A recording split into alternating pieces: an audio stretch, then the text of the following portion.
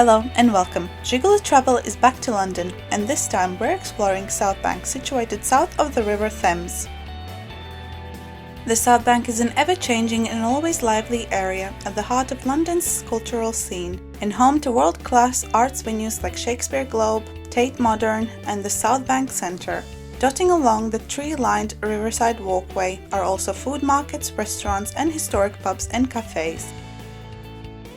Take this self-guided walk to explore the cultural and foodie attractions of the Southbank, and don't miss the chance to admire London's iconic landmarks.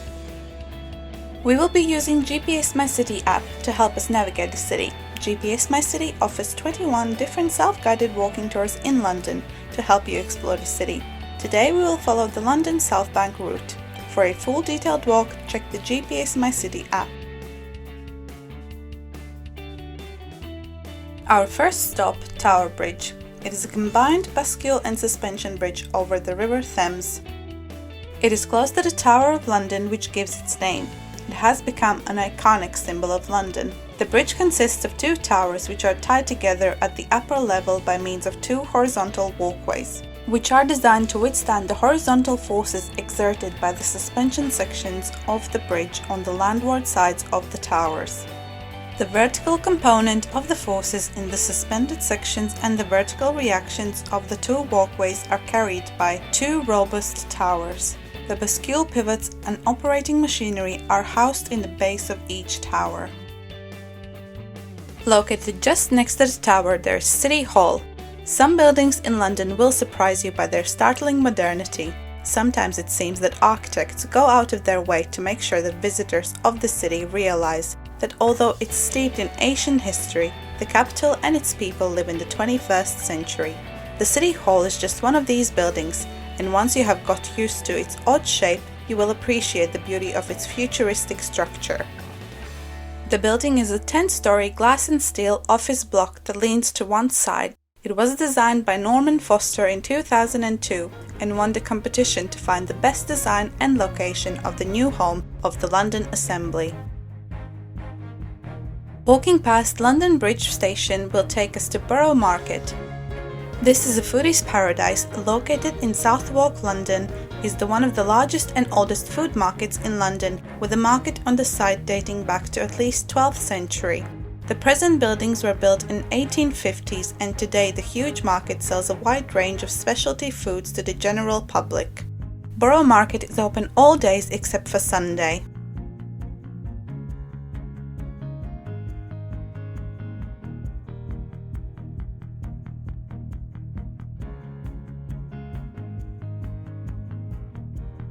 Southwark Cathedral lies on the south bank of the River Thames, close to London Bridge. It is the mother church of the Anglican Diocese of Southwark. It has been a place of Christian worship for more than 1,000 years, but a cathedral only since the creation of the Diocese of Southwark in 1905. Southwark Cathedral is a beautiful cathedral in the middle of bustle of Borough Market. Friendly and welcoming, it's a lovely place to visit. There are also nice herb garden to see and some interesting memorials on the grounds, including the London Bridge Terrorist Attack Memorial. Next stop, located just a few hundred meters away, is the Golden Hinde. This ship is the replica of Sir Francis Drake's famous warship, in which he sailed round the world. The Golden Hinde we are visiting today was launched in Devon in 1973 and circumnavigated the world many more times than its namesake, before being opened to the public for guided visits or for private hire. The pirate birthday parties are especially popular. Next stop, located on a quiet park street, is the site of the original Globe Theatre. The original site of which the Globe Theatre once stood first opened in 1599 and is now marked by a plaque and a series of illustrative panels. The Globe site was discovered during excavations and revealed approximately 5% of the original foundations of the first and second Globe, thus providing that the famed theatre was a 20-sided polygonal building and providing a vital info for its future replication.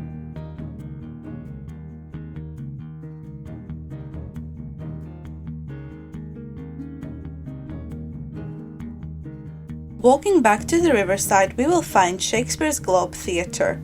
The Modern Globe Theatre is an academic approximation based on available evidence of the 1599 and 1614 buildings.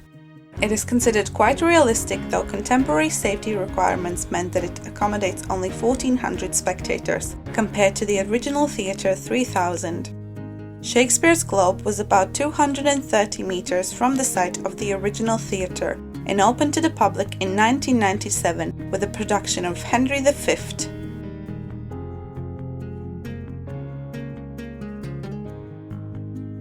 Just right next to Millennium Bridge there is Tate Modern.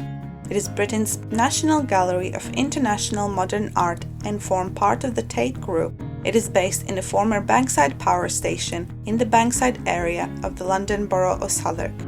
Tate holds the national collection of British art from 1900s to the present day and international modern and contemporary art. Tate Modern is one of the largest museums of the modern and contemporary art in the world.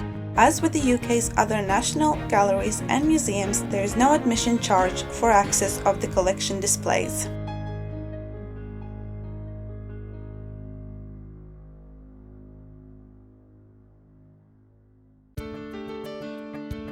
Tucked away on the South Bank is Gabriel's Wharf. It is a charming hidden enclave with lots of independent specialty shops, restaurants, bars and a great value cafes.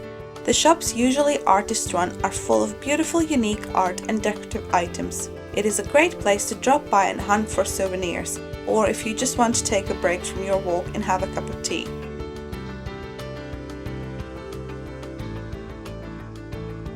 A 10-minute walk down the Queen's Walk will take us to Southbank Centre. It is a complex of artistic venues in London on the south bank of the River Thames. The whole area around the centre is alive with lots of food vendors, cafes and pubs, and many happy people out for the day and the evening. The upper levels of the building have some fantastic views of the Thames and buildings of the North Bank.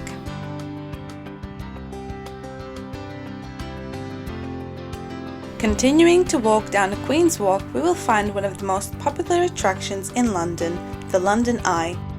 It is the largest Ferris wheel in Europe and has become one of the most popular paid tourist attractions in United Kingdom, visited by over 3 million people in 1 year.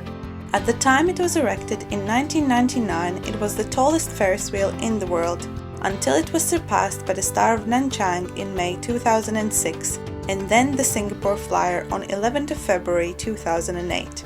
However, it is still described by its operators as the world's tallest cantilevered observation wheel.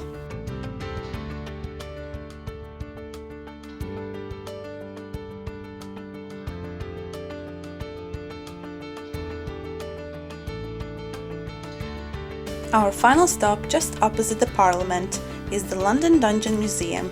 A great hit with ghoulish children, the museum illustrates the most bloodthirsty events of Britain's history.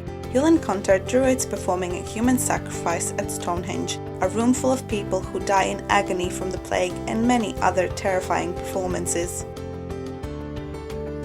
We hope you enjoyed this travel guide of London Southbank, and we are looking forward for you to join us on our next adventure in the near future. Take care, guys!